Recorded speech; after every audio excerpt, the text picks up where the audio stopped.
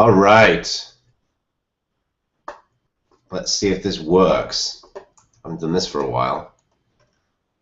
Let me know if you can see me, please. As is usual. Just checking my stream myself. Please let me know in the chat channel if you can see me.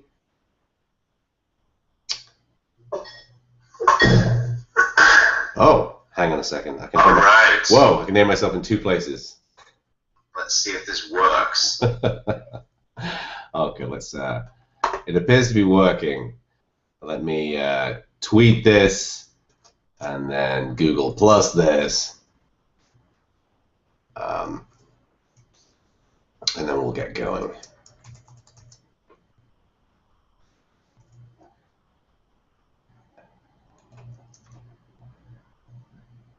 Excellent. It's going to be a little different. I see a horrible beard. Thank you, NXVL.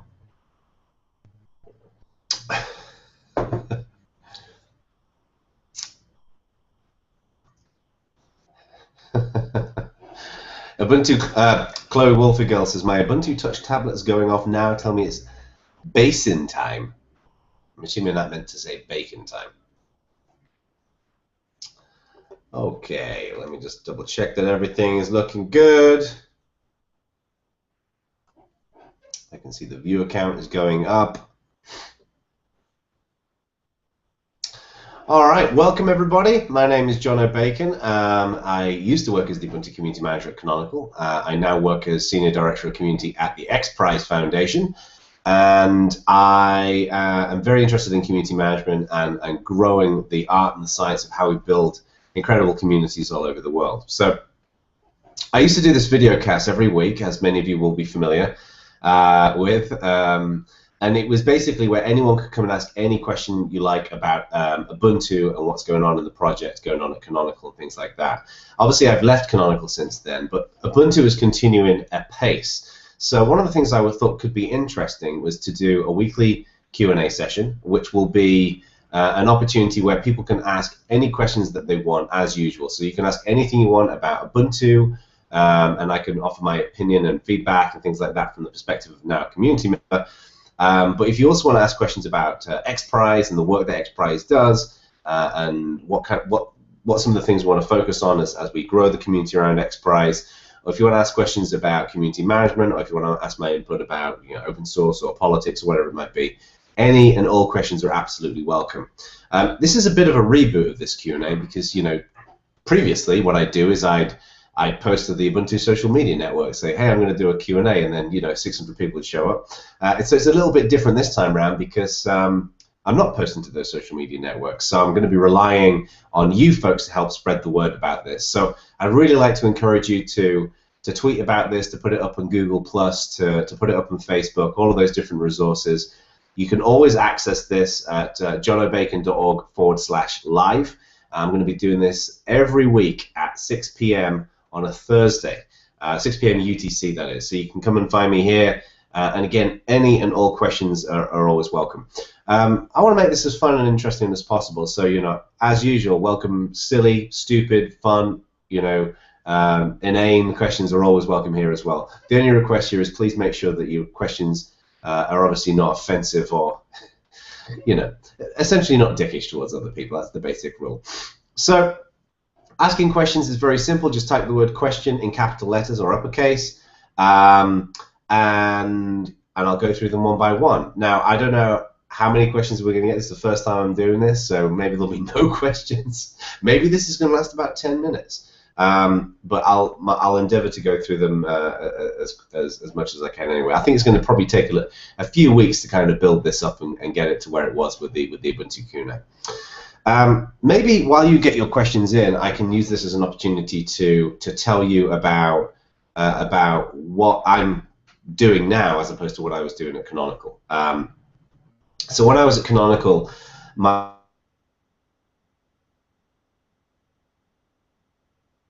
was the Ubuntu mission there was to basically build strategy around how we build a fun and inclusive and productive Ubuntu community. I worked with a wonderful team, Michael Hall, David Pinella, Daniel Holbat, Nicholas Skaggs, Alan Pope, Carl Nietzsche, and George Castro used to work in the team as well. And George, by the way, hasn't left. He just works in a different team now. So a lot of my work was more strategic. It was more about identifying where we need to move forward, and then the team itself would do a lot of the legwork in delivering that. These days, my position has changed. So I'm at the X Prize Foundation. For those of you who don't know what X Prize is, it's basically an organization that is designed that incentivizes solving the grand challenges of our time. If you look at the problems that we face in the world today, there are challenges that relate to people not having enough access to energy so they can, power their devices. People getting access to the internet. People getting access to clean water and food. We have challenges that we face in terms of disease, things like Alzheimer's and cancer. And then, of course, there's areas in which we want to focus and grow, places that we want to go in the future. Things like we want to explore space. We should be going to the moon. We should be going, going back to the moon again. We should be going to Mars. There's all these different opportunities out there. What X Prize does is X Prize basically puts together these incentive competitions that inspires people and teams around the world to solve these grand challenges. So this all started back in, I think it was the early 1900s, when there was a competition called the Orteig Prize. And basically what it was this guy Raymond Orteig basically said, I'm going to pay any team or any person that can fly from New York to Paris in a single trip. I will pay them $25,000, which was a huge amount of money at the time. So what actually happened there was a number of different teams competed for this. Sadly, some people actually died in the process of doing so. And in reality, over $100,000 of investment from all these different teams went into winning that $25,000 prize.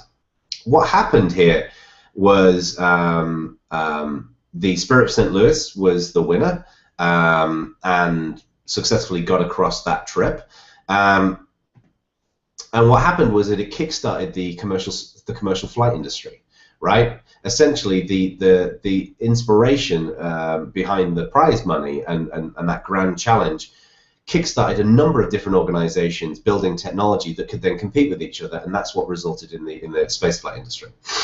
So, in the commercial flight industry. Forward yourself on by about 70 years, and Peter Diamandis is the guy who set up the X Prize Foundation, and he basically has always wanted to go into space, and he wanted to kickstart a commercial spaceflight industry as well. So he put together what became known as the X Prize, and this was I think it was a $10 million prize. He spent 5 years trying to get the prize money for it, and ultimately went to the Ansari family. And they sponsored the prize. And the challenge there was to build a spacecraft that can go up into space, carry 3 people, and come back down again twice within 2 weeks. The winner of that was by an organization called Scaled Composites, and it was Spaceship One. And that was all the technology there, I believe, was ultimately sold to Virgin, which became Virgin Galactic.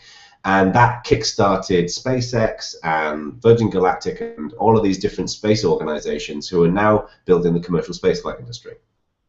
Peter realized that this incentivized competition is a really powerful model for solving a lot of these challenges. So there's been some other X Prizes that have come into being, things such as, one of them is the Qualcomm Tricorder X Prize. The gist here is, it's 2 o'clock in the morning, your kid's got a fever, your baby's got a fever, you're worried about it, you don't know whether to call the doctor. That's challenging if you don't have access to medical care, or if you don't have medical insurance, things like that. Ideally what we want is the tricorder from Star Trek. This is a handheld device that's affordable that can essentially diagnose fever, it can diagnose blood issues, it can diagnose other health issues from spitting on a sensor or from blood testing or whatever it might be. So there's the Qualcomm Tricorder competition is active right now. There's been a number of other ones as well around ocean health and things like that. So I'd heard of X Prize and I thought it was neat, but the way in which I came into contact with him was that Peter's interested in building a community around this. So this is a community that is involved in how prizes are picked, how they're funded, how they can be operated, how teams can work together in certain ways, and how they can still compete with each other.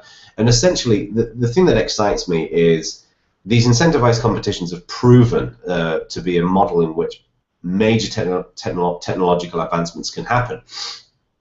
But what we've also seen is how communities working together provide the opportunity for people to create things much bigger than themselves, right? We've seen this. Ubuntu is a brilliant example of this. Ubuntu is a community that numbers hundreds of thousands of people who all come together to create something that's bigger than any one person could build.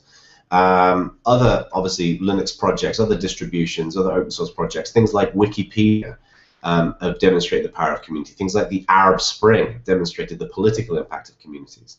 So there's a huge amount of opportunity there in communities. I think if you connect communities and you connect incentivized prizes, you could potentially get hundreds of thousands of people all over the world building technology that solves these grand challenges in the world.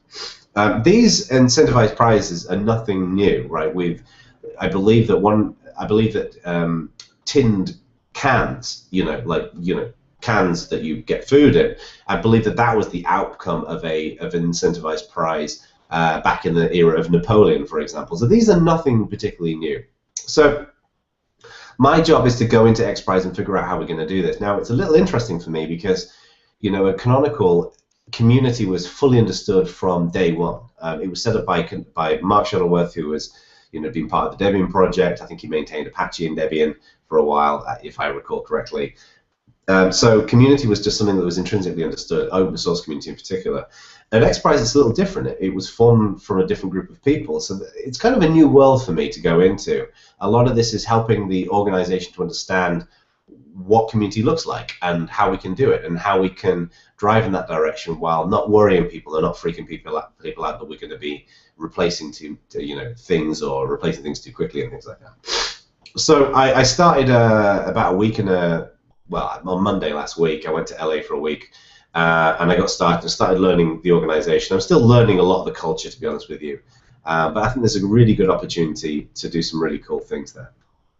So anyway, that's a basic introduction about where things stand. Happy to answer any of your questions about XPRIZE. I'll answer them to the best of my knowledge. I don't have all of the answers.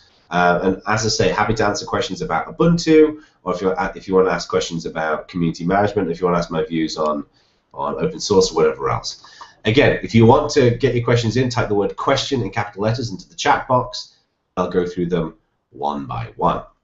All right, so the first question is from Michael Hall, mhall119, my old colleague. He says, what's it like working for a philanthropic millionaire with connections to space travel? So, obviously, Michael is being a little bit kind of, what's the word, sarcastic here. So, Canonical, I was working with Mark Shuttleworth, who obviously went into space, first South African in space, and at XPRIZE, I'm working with Peter Diamandis, who obviously, as I just said, has this interest in space. I never really intended my career path to be surrounded by, wealthy space fans. It's just kind of worked out this way. Speaking personally, I've never really particularly been into space. I think it's interesting. I think it's cool, but I'm not like a space nerd or anything like that. So, I think it's interesting because Peter and Mark are similar in some ways, but they're different in other ways as well. And I know Peter a lot less than I know Mark. I mean, I spent 7.5 years working within the vicinity of Mark Shuttleworth. I've spent a week and a half working within the vicinity of Peter Diamandis. So, yeah, we'll see what's going to happen. Question from Belkinsa. Does your new job require you to code and develop? Not really, no. One thing that's interesting about coming to XPRIZE from Canonical is a software company, and it's boiled in the broth of software development, right? So the way in which we define requirements and how we map them out to blueprints, how we define requirements and we map them out to blueprints and all that kind of stuff. and how we track that work and how we build in QA processes and procedures. All of that is very common at Canonical and very common in a software company. At XPRIZE, we have an IT department, and there's not that many people in that department who are providing the infrastructure, because the fundamental product that's coming out of XPRIZE here is not really software, right? We have software tools that we use to run the prizes, but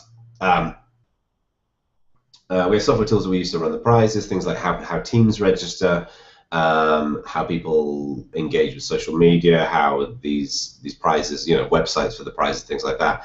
But really, it's but really the main product that comes out of XPRIZE are the prizes and the engagement around the prizes. So, yeah, not really a lot of coding and and development on my side. One thing that I have been doing though is identifying infrastructure that we're going to need. So for example, one of the things I'm interested in exploring is ways in which teams can communicate with each other, and a way in which we can build communities of people who participate in spreading the word about XPRIZE and advocating XPRIZE. One of the things that you're going to be seeing coming from me in the coming months, as I start putting a lot of these things in place, is I want to build an advocacy community around how we spread the word of XPRIZE. Because I think a big thing about what we're doing at XPRIZE is socializing the grand challenges in the world, right? One thing, honestly, this is, I guess, an interesting point here.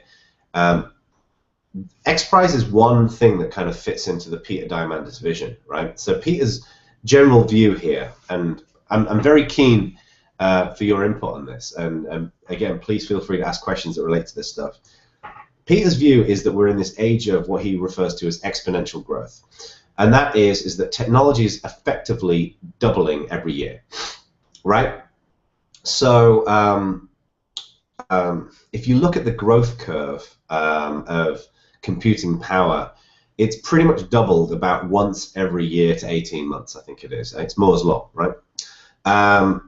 And we're not just seeing exponential growth in computing technology, we're seeing it in other areas such as biotech, and we've seen it in terms of space technology, in terms of technology used for water filtration and other things like that. We've seen it in robotics and stuff like that. But all of these different technologies are essentially playing into the philosophy that technology is growing at an exponential rate. A big chunk of the reason why that's happening is because computing technology is getting cheaper and cheaper and more efficient. And what that means is that Peter's view is that most of us think in a local and linear fashion. And what he means by that is our brains are basically set up to think like we're on the plains of the savannah, right? That we're looking for danger, we're looking for a tiger in the bush, as opposed to necessarily thinking about things 3 or 5 years down the line. It's just part and parcel of what makes us human beings. And what he's trying to get people into is thinking beyond local and linear, beyond what we see in the next immediate 6 months, and thinking, what can we see in 5 years' time? And these XPRIZes are set up to kind of think in that way, to be challenging enough but deliverable enough that we can build technology for example, 5 years down the line. So the philosophy here is that when we think exponentially, there's lots of interesting things that we do to solve problems in the world. So I'll give you an example. The cloud has had a phenomenal impact on technology, right? Traditionally, if you wanted to set up some kind of service, what you'd need to do is you need to provision hardware. And at some point, you would reach the limitations of a data center. The benefit of the cloud is that you can basically scale computing technology essentially as big as you want, depending on how much money you've got. So as an example, IBM, they built Watson, right? This is incredible AI. There's been an exponential growth in artificial intelligence, and what they've done is they've built Watson, which comprises of something like 1,300 power processors, and they basically downloaded a copy of Wikipedia to it. So it ran offline, and they had it play Jeopardy as an example, and it beat the contestants every single time, right? So imagine what happens when you take Watson and you put it into the cloud, right? And then imagine what happens if you have, for example, the tricorder, where you could voluntarily submit medical statistics back to the cloud. So imagine my son it's 2 o'clock in the morning, he's got a fever, and I use the tricorder, and it determines that there's something up with him. That information, if it's transmitted back to the cloud, what that then gives us an opportunity to do, if we've got millions of tricorders in the world that are being used, the cloud could then identify patterns in that data, so we could see where pandemics are happening and things such as that. It means that a physician who goes and studies at medical school, they can only retain so much information. Whereas if you retain that medical information in the cloud, for example, in technology, then it means that technology becomes more efficient, a more effective way of diagnosing medical issues than doctors do. So those are the kinds of thinking that Peter's edging towards. And X Prize is basically a way of unlocking that, right? So, for example, a lot of these challenges, traditionally, a lot of these technology challenges that we see in the world, they don't get solved because there's not a market for it, right? Essentially, if there's no business model, then these problems don't get solved. And this is one of the views here, is that there's this bottom billion of people who are coming up, and businesses are increasingly starting to target that bottom billion. A good example of this, for example, is Firefox targeting, Mozilla targeting lower-end emerging markets with the Firefox OS phone. $25, they can build a device, and that's a market that's open to them. Another question another organization that relates to this is Google with the new Android announcement. So there's loads of interesting technology going on. If you just think about things that we could do, imagine elderly people never having to have to worry about going into a home because there'll be robots that can take care of them. Imagine if we could diagnose cancer at pregnancy, or the medical lead up to that can cause some of these diseases. There's all kinds of technology that's going on that's exponentially growing, that when we put these pieces together, we can solve major challenges in the world. So that's essentially the gist of where we're going. Let me get back to, first of all, thank you everybody for joining this first session. It's good to see some folks here, and it's good to see some of the discussion in the channel. I'm going to read some of this out as well as the questions. Slick666 asks, how do you see community playing a role at X Prize? Could you contrast that with how we know community and open source? It's a great question, Slick666. And I'll be honest with you, I don't really 100% know the answer to it. The reason being is that I'm still trying to figure out, I have ideas, I have a ton of ideas, but I'm trying to figure out what's doable. X Prize is a new place for me to work, and I need to understand the culture there and how decisions are made there. And I need to make sure that what I want to do fits within the wider spirit of what we're trying to achieve at X Prize. The areas which I'm edging towards are going to be exploring new methods for how communities can participate in the many different attributes of how prizes work. So if you think about how a prize works, there's how do we pick a prize? Today, the way this works is the prize is picked from a small group of people who have knowledge about these kinds of challenges. It then goes through to a design phase where a set of work market research is done, technology assessments are done, consultants are called in to assess how, whether solving that particular problem is doable within the next 5 years, and whether it's challenging enough as well. So essentially, there's a design phase to see whether this is going to make an X Prize. Then, of course, there's teams who compete. And I think there's a good opportunity for teams to work together on common problems, but then they keep the secret sauce to themselves for how they compete with each other.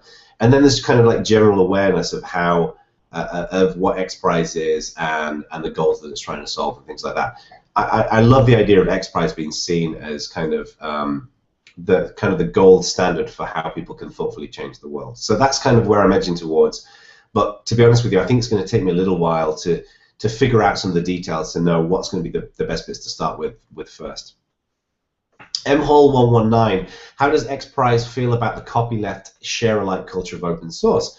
If I remember correctly, all of the stuff developed for their prizes is closed, patented, and proprietary.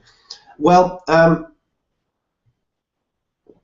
One of the key things that is in place at XPRIZE is the notion of building the technology really is only the beginning, right? So a good example of this was the first XPRIZE, the Ansari XPRIZE.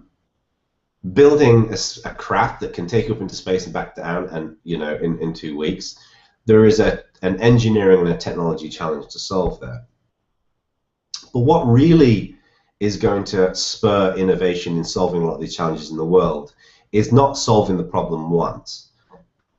It's building an industry around solving that problem so organizations can compete and that technology gets better and cheaper and more capable. So a good example of this, well, any industry is a good example of this, right? So for example, Apple, I would argue that Apple were really kick-started the notion of the smartphone. I mean, there were previous phones that were edging in that direction, but Apple really changed the game there.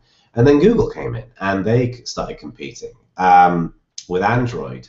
And of course, there's been BlackBerry and Palm, and now we've got Ubuntu, and we've got Firefox OS, and we've got all of these different organizations. But fundamentally, it's that competition that drives things forward. So to a degree, what you want to make sure that the goal of the XPRIZE is to make sure that the technology is developed, and it's developed in such a way that it spurs an industry that can compete with each other. If you look at all of the different XPRIZes that have been run, from what I can tell, they've resulted in multiple organizations competing with each other. So what happens is, yes, while not everything is going to be open and not everything is going to be there will be some patented technology in there. There will be some proprietary technology in there. While from my perspective, I would prefer if everything's open for obvious reasons. The fact that we can even get the technology to that point in the first place, I think, is good.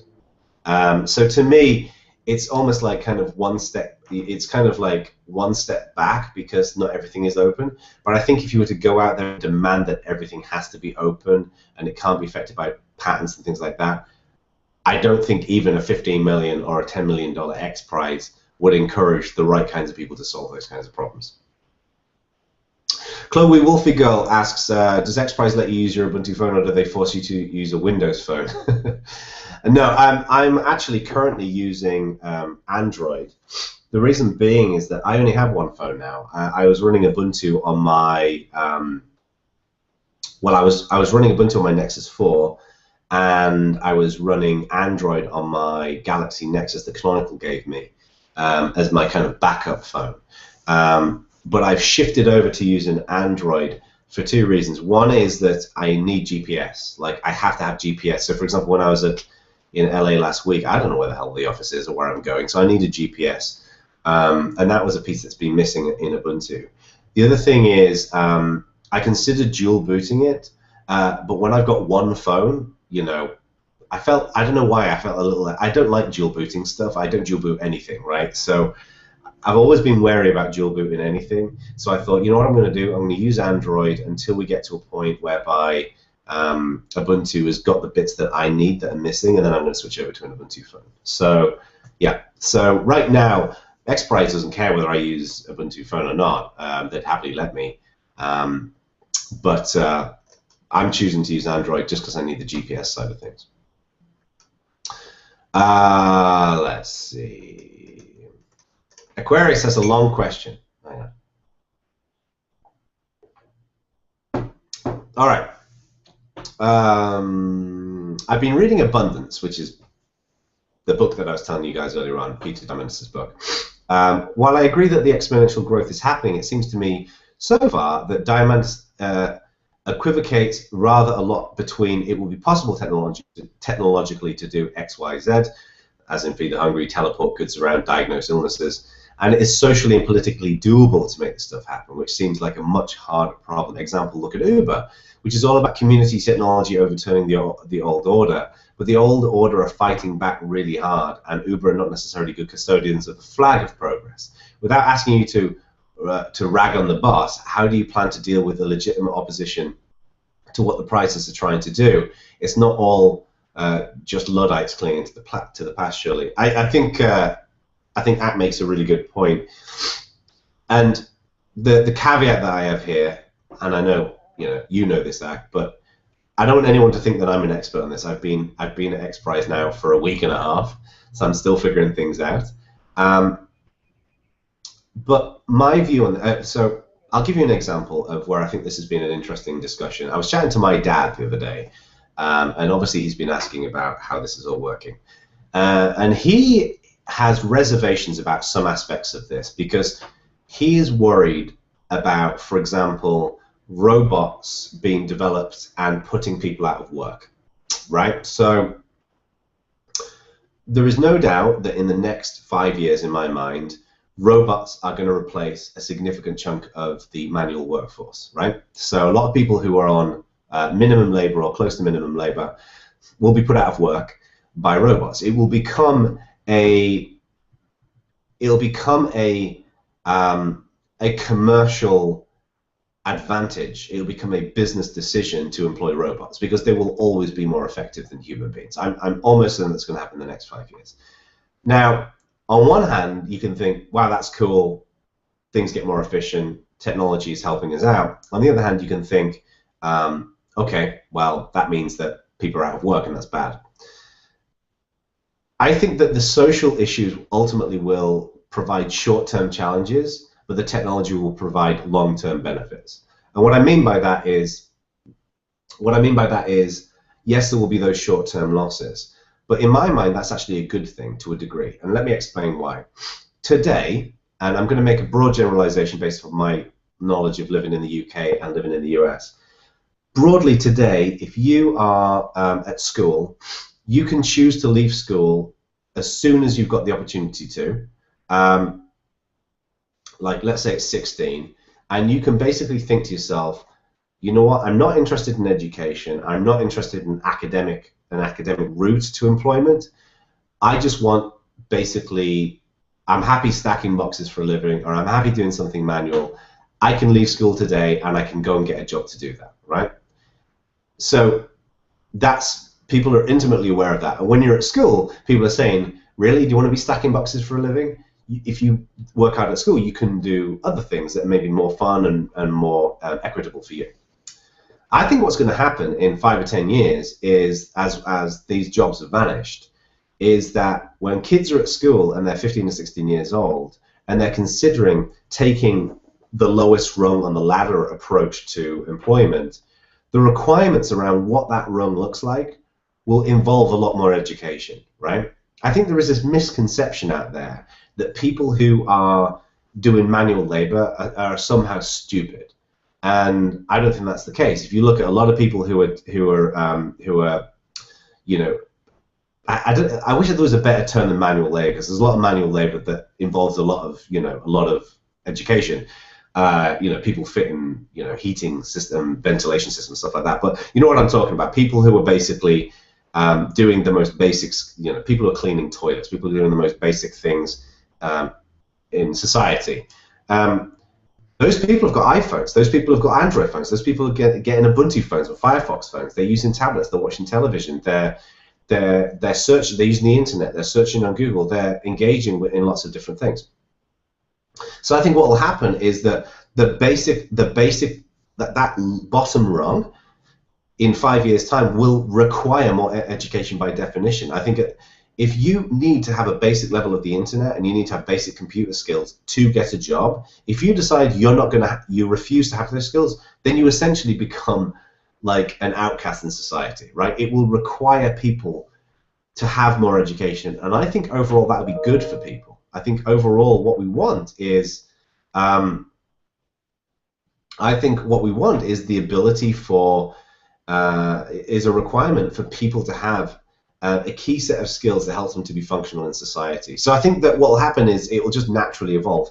In the same way that, 50 or 100 years ago, the expectations around that bottom rung of the ladder would have been way different than they are today. So that's my philosophy of, I think that even though there are short-term losses, there will be longer-term goals. So longer-term opportunities, I guess. Next. question. Let's see. You're going to hear a baby screaming. That's my son, by the way. Chloe Wolfergill, why don't you love Popey as much as you used to? I love Popey. Of course I do. Who couldn't love Popey? Those dreamy eyes.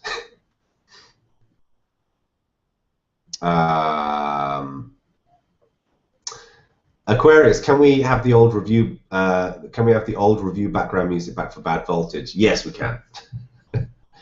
I'll be honest with you, Ak. I've got lazy editing the review. By the way, for those of you who don't know Bad Voltage, badvoltage.org. It's a podcast that I do with Ak and Brian Lunduk and Jeremy Garcia. We just released our 19th episode today. It's a really good episode, actually. I'm really proud of it today. We do a review of the Ak reviews, the Firefox OS, the Firefox phone. We talk about the Amazon Fire phone. We talk about Fresh Meat not being around anymore. We do an interview with the Fedora project leader, Matthew Miller. So go and check it out. Maybe, Ak, you can throw a link into the channel so people know where to go and look. Neuro, Sophie Raworth is reading the news again now. Grrr, not a question, I know, just saying. Well, thanks for that, Neuro. Art Streeter, how is the new job going? Congrats, by the way. Thank you, Art Streeter. The job's going pretty good. It's I'm not going to deny, like, when I went in there on day one, it was really weird. Nothing to do with XPRIZE. The one thing I've been super impressed with at XPRIZE is the onboarding of new staff members. They do it really well. Like I had 7 or 8 meetings all lined up that week, and they help me to understand what I'm going to be doing and where I'm getting started and things like that. And it's but that first day of kind of being in a new place and everything's new and everything's random and all the rest of it. That was a little unusual. I remember driving home on driving back to the hotel on that first day and just thinking, what am I doing? But I think that's common with any job, So I hear. It's been 7.5 years since I've moved companies, so. But it's going well, and I'm getting a much better grasp of the people and the culture. And like any company, there's things that I think, think there's opportunities for improving things. I think there's a lot I can do at XPRIZE. So yes, everything's going pretty good. Neuro, now that you will have copious amounts of spare time, when will we see the Popey, Ak, M Hall sitcom you've all been working on? Am I missing something here? We can maybe do that. Slavek, will you meet Elon Musk in the upcoming future? I'd hope so. I'd love to meet him. I think he's a cool guy. I think he's a really neat guy. I love this. I love the stuff that he's doing with Tesla.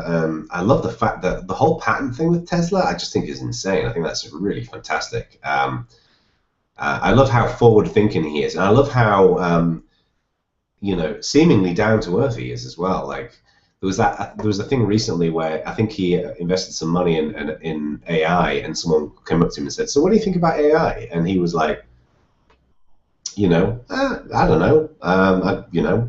Something, he was very kind of like, I don't know, I'm just keeping an eye on it. And someone said, wait, didn't you invest some money into a company? And he said, yeah, I just kind of want to see where it goes. He seems very kind of pretty down to earth, which I like. Michael Hall, MHallNat119, asks another question. Expanding on Aquarius's question, it's possible right now to feed, clothe, and provide medical care to everybody in the United States using the wealth and technology in the US. I'm not sure I'd agree with that, but anyway, I'll carry on. But the people who have the means to make that happen don't have the desire to make that happen. Short of forcing people to do what they don't want with their wealth, how can XPRIZE make sure that technology is used to achieve those worthy goals rather than being used? It looks like it got cut off. It sounds like basically what you're saying, Michael, is that solving a lot of these problems is in the hands of wealthy people who've already got access to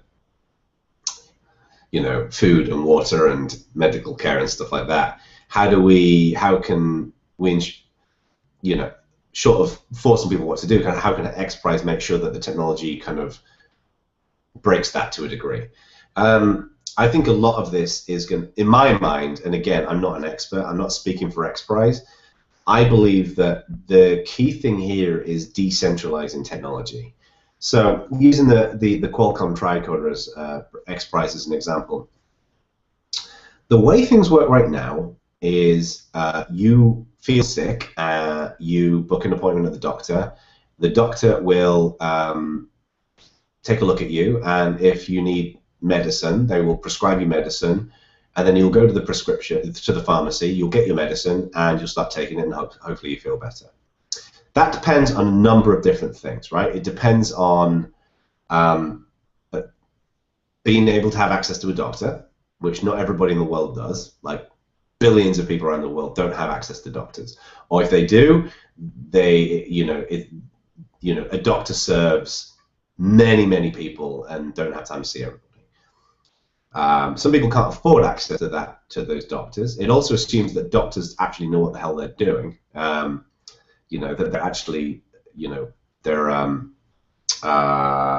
diagnosing people correctly. It then also relies on the drug companies to produce drugs, that those drugs are affordable within the scheme of the system, things like that. The thing I like about, for example, the Tricorder Prize is that what it does is it puts the diagnosis in the hands of everybody, right? So if you have a device, what I think will happen is the first tricorders will come out, people will start competing, there'll be a market for it, and the first tricorders maybe, let's say they're, for example, $200. I believe the next generation will be better, and they'll be $100, and the prices will keep going down.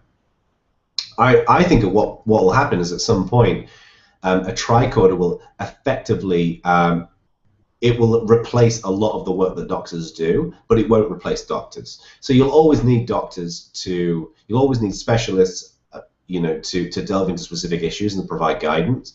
But I think that going to the doctor, somebody, looking at you, and assessing you based upon their knowledge and your symptoms, I think a lot of that work will be done by technology. If nothing else, this will make the medical system really efficient, or much more efficient, because I think a lot of people who end up going to the doctors, they take up physician time, and there's no kind of this is a weird way of describing it. There's no meritocracy in terms of sickness, right? So, for example, if I'm sat in a waiting room with 50 people in it, and I'm going to the doctor because I feel sick, I am probably feeling sick because I've got a bit of a cold. Somebody else might be feeling sick because they've developed a really serious disease, right? And while I'm in there, I'm wasting that doctor's time from somebody else who should be getting that attention. The thing I like about decentralizing that diagnosis and putting it in the hands of individuals is that you can prioritize where the resources go to, right? So it means that, first of all, you don't have to get doctors up in the middle of the night, because you can use a tricorder to diagnose your two-year-old, for example. So it makes the system more efficient, which I think will make the system more effective and more and cheaper in many ways. And what it does is the technology basically disrupts the industry. Because right now, if you want to, from what I can tell within the medical world, if you want to innovate in that area, there's so many different constraints within that in terms of legislation and in terms of regulation, and it's a very, very competitive industry. There's all of these different pieces that can restrict innovation. Whereas the thing I like about the X Prize is it basically says, why don't we build something that fundamentally disrupts that? And to me, that's the best technology in the world has always been disrupted in that way. So I don't really have a firm answer to it, Michael, because I honestly don't know. But I think that the good thing about X Prize is that the X Prizes are designed to create things that are so significantly ahead in terms of solving these problems that it makes people think differently. It makes, the fact that we're having this conversation right now, I think, is a good reason for having X Prize in the world, for example. Thank you for all the questions, by the way. This is awesome. Next question is from Michael Hall again. In open source, people are motivated to contribute because it A, gets them nicer software for free, B, lets them make it even nicer according to their own needs, and C, gets them recognition from others who use and develop the software. With X Prizes, how are you going to motivate a community to contribute to a project? So again, this is a great question. I don't 100% know the answer to this because I'm still figuring things out myself. I believe that there's a good opportunity for lots of different people to engage in X Prizes. So right now, the primary group that engages through X Prizes are teams, right? So teams form together. So, you know, a team will say, I want to try and win this X Prize, and they'll form together, and then they'll do a bunch of research and development work, and within that work, they'll build the technology, and they'll, you know, strive to be finalists, and then if they become finalists and they win it, they'll win the prize. But I think there's a lot of other things that we can do. So I think having teams be able to interact with each other, I think, could be interesting. So in the same way that with open source, right? A good example of this is OpenStack. OpenStack is a technology that is really there to provide a solid foundation for building clouds. And there are many, many companies that invest in the OpenStack code base and part of the OpenStack Foundation. And the idea there is that they solve the common problems together, but then they compete at the next layer up. And I think there is a good opportunity there to do that with teams in these X Prizes as well, where teams can work together to solve these common issues, and maybe we can invite into these discussions industry experts and things such as that. But I think there's a way in which I think we can connect more people into those X Prizes in a more general sense, so it benefits the different teams. So, for example, if you're building the tricorder, in my mind, I think you're going to have some hardware experts, you're going to have some sensor experts, and you're going to have some software experts, right? And then you can also have some, field testing experts and things like that. I think there's opportunities to pull people from all over the world into those discussions to help those particular teams out. So that's one area. I think there is also another opportunity here.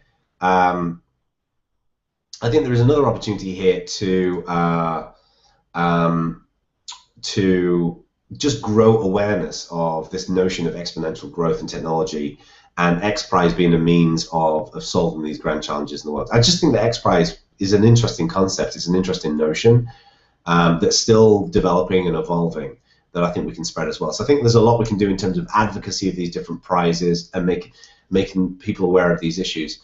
The one thing I'm learning is that a big chunk of making a prize successful is not just the team building the technology, it's helping the world to understand the challenge, right? So the Qualcomm Tricorder X Prize, for example, is neat if you know what tricorder is. But to me, like, a big chunk of this is helping people to understand, like, the potential of this technology on the world. And then I think there's a lot we can do as advocates within that as well.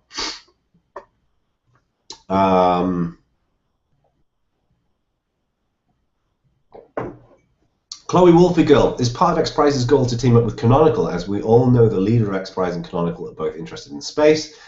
Do you believe that the real reason X Prize is here is so that they can team up with Canonical to make Ubuntu Touch popular, so that the leader of X Prize can go into space with Mark Shuttleworth, and once that wish is fulfilled, will X Prize merge with Canonical, and will X Prize set up as a something, and it truncated? No. I mean, I don't think it's out of the realm of question that a possibility that X Prize and Canonical work together in the future, but right now I think the core motivation at X Prize and core motivation at Canonical are quite different. Canonical's focused on building an ubiquitous free software operating system that runs across the cloud and phones, tablets, TVs, desktops. The focus of X Prize is building running these prize competitions to build this technology.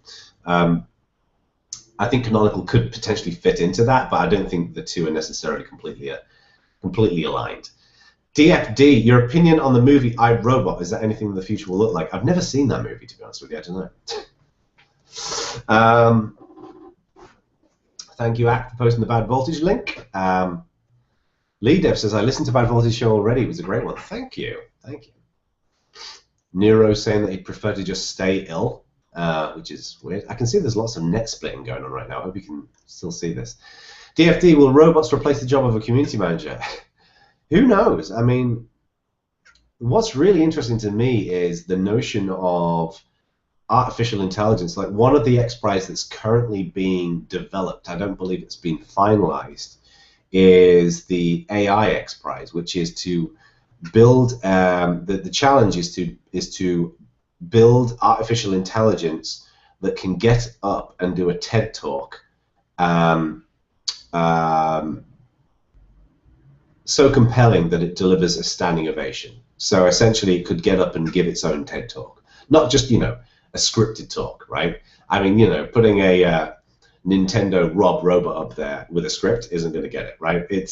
But the idea of real artificial intelligence working. And Watson has demonstrated some of that to a degree. So I think there's some interesting things that can be done there. And who knows whether kind of professional positions could be replaced with that. I don't know. My inclination is that you'll never replace positions like that because there's a lot of nuance involved in positions like a community manager or any other kind of professional role. Aquarius, I'm not sure MHOL119 and I explained this right. Diamandus and you have explained correctly that the view that a tricorder can't exist is wrong. What I'm saying, and maybe MHOL119 is too, is this. I build a tricorder, doctors feel threatened by this, the medical lobby then pressures the FDA, and the FDA make diagnosis by machine illegal. That technology can exist, but XPRIZE doesn't seem to be concerned with how to do the politics once the technology exists, and the politics is harder. Existing industries don't like being disruptive, and they're better at lobbying than us. I think that's a really good point. My feeling here, and again, not speaking for XPRIZE, this is just my take on a week and a half. My feeling here is that, first of all, today XPRIZE is not really being, managing kind of the political implications for this technology is not really within XPRIZE's charter. I think the impression I get is that the feeling is that's not really an issue at the forefront of the current prizes that are in operation. But I think that what very well may happen is as XPRIZE runs more of these prizes and these prize technologies get developed and they get deployed, and we start to invariably see these kinds of things, I think it could very much become part of what happens at XPRIZE. I think it will be part of the decision making around, not necessarily we don't do this because there'll be a political stink about it, but we will need to think about how we can manage this and how we handle those kinds of discussions. So I think you're right. You both raise a really good point. I just don't think we're far along enough yet to determine whether that's something that XPRIZE will do or whether that's just something that somebody else will do.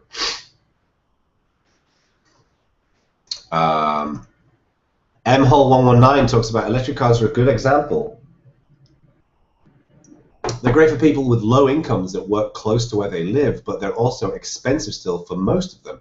But people who make a lot of money and work some distance from where they live are the ones sustaining their creation. Yeah, Michael, I think that that's just the nature of all technology, right? My view here is pretty simple. Again, I try to take the long view, right? So the long view is electric cars will become the dominant way of powering transport. Electric cars will become the dominant technology, for transportation. And there are benefits to the environment. There are benefits in terms of our dependency on foreign oil. There are benefits in terms of the cost of production. There's many benefits to electric cars. I think that you will see in the interim, yes, they will be funded by rich people, or they will be funded by wealthy people, or they will be funded by the middle class, or however you want to describe it. But I don't believe that that's a reason not to build the technology, because we've seen that with every technology. The first computers were the size of a room, and only big companies could have them. And now, I'm sat in a room surrounded by 6 computers. By the way, I should have said this at the beginning. I'm sorry, but I've got cold right now, so I'm a bit sniffly. So please forgive my. So I don't think that's a reason not to. I think the short-term limitations and the short-term risks are not a reason to not build the technology. But a big question that we do need to take into account is ensuring that technology is developed in a manner that is responsibly managed, right? So I think a good example of that is going to be robots, right? I mean,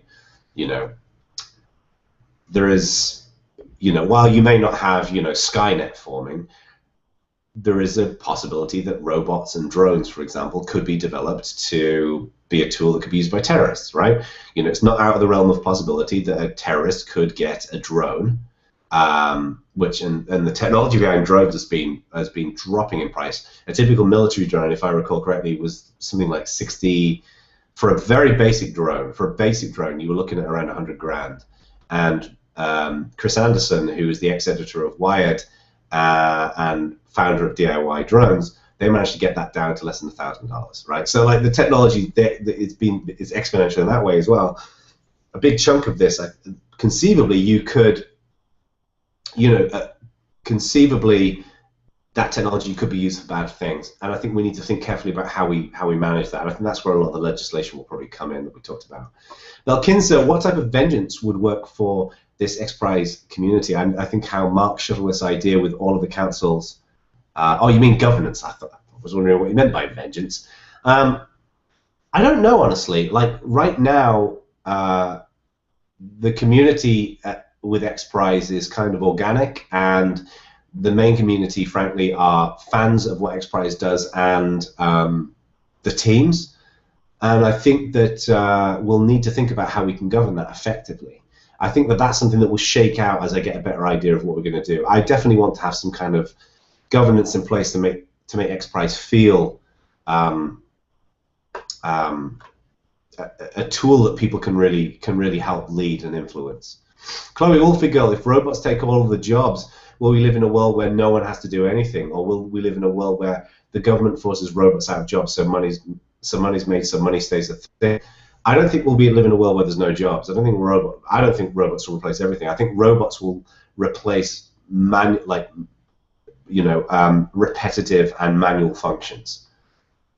Like I can see a world where we have self-driving cars, and all of those cars are built by robots. Right? I can completely see that. A world where programmers are replaced, a world where politicians are replaced, that would be a nice thing, or lawyers or doctors, or name your professional position. I don't think that that's going to happen. There's so much nuance in what people do. I don't think that will happen. MHole119. So to add again to Aquarius's point, right now you can't just go and buy antibiotics. You need a doctor to write you a prescription for it, and a tricorder isn't going to change that. I agree, Michael, but I think that the tricorder is going to be. I think the tricorder solves an important part of the puzzle. The thing about XPRIZes is XPRIZes are not designed to solve all of the problems, right? The tricorder is not designed to be a single-shot solution to everything. What it's designed to be is an important piece of solving the wider problem, and I think what you'll see is the development of something like a tricorder opens up a whole new raft of discussions and ideas. It gets people thinking differently. When I first heard about the tricorder, I just sat there in my chair and just thought, wow, there's like so many layers to that onion you can peel back and explore, like in what that means for that industry, for example. DFD, will tricorders be here in the next 5 years? You really think so? As far as I need to check the duration of the prize, but I believe that teams are actually getting ready to submit their final designs. The thing that I want everyone to realize as well is that XPRIZes have a long lifespan because they are, a lot of work goes into these prizes. So a typical XPRIZE is 4 to 5 years. So, these things obviously run a lot slower than software, for example, which is very, very fast in the way it iterates. And so, I don't want people to think that the next prize lasts 6 months and then it's done, right? Because that would be, it just wouldn't work that way. But I do think that in the next 5 years, you will be able to go into Walgreens and buy a tricorder. MHole119, can we expect another revision to the art community once you add your new XPRIZE perspective to your understanding of community? Absolutely. One of the main reasons, that I left Canonical, as I've said countless times before, I did not leave Canonical out of frustration or annoyance or any problems, as Michael, who was on my team at Canonical, is intimately aware. I love my job at Canonical, and I love my team. I'm so proud of all of the guys for everything they've accomplished. And I'm proud of everyone at Canonical for everything that Ubuntu accomplishes. But I think that one of the things that was attractive for me to kind of leave Canonical was to kind of be challenged in a new way. I was in my comfort zone to a degree at Canonical. I've been doing a similar. I mean, the job has changed and adjusting over the years, but a lot of the stuff that I was doing every day, I'd done a bunch of times before. This is a whole new world for me. It's a whole new community, and I really want to do. I don't want to go to X Prize thinking I have all the answers, but I also don't want to go there thinking that I don't have anything to give. And I think that the balance, there's a good balance there of things that we can do. So it will definitely result in another edition of the art community or another book. So yeah, there'll be something. Michael says, for the record, I think the tricorder is an awesome idea that will have a huge benefit where doctors aren't available in an established medical industry. Aquarius says, I think it'll be awesome when they're available because you don't have to ring the doctor and queue up and leave the house or anything. If you're worried, just spit in a box and it'll say, dude, you worried over nothing. Or it'll say, actually, there's a problem. You go to the doctor and say, look, there's a problem, get seen immediately. I can imagine with a tricorder, for example, ultimately, tricorders being a requirement for seeing certain other physicians. Like I can imagine, and there's challenges that relate to this, of course. I can imagine a means of expediting being seen by the right people because you've got to go through the tricorder a bit before you can see the physician, for example. So I think there's a lot of opportunity there. Anyway, I got back. I'm at the end of my hour. First of all, I just want to say a big thank you to all of you. I wasn't sure if anyone was going to show up at this Q&A. Again, I want these to just be like we've done today, like a fun discussion that we can have about anything, whether it relates to X Prize or whether it relates to how we build great communities. If people are interested in my view on open source or Ubuntu and what's happening in the Ubuntu world from the perspective of someone who's no longer in the walls of Canonical,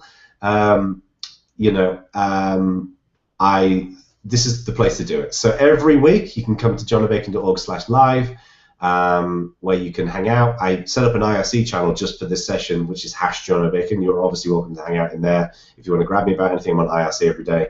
And I hope to see you next week. So thank you very much, and I'll see you in a week. Bye.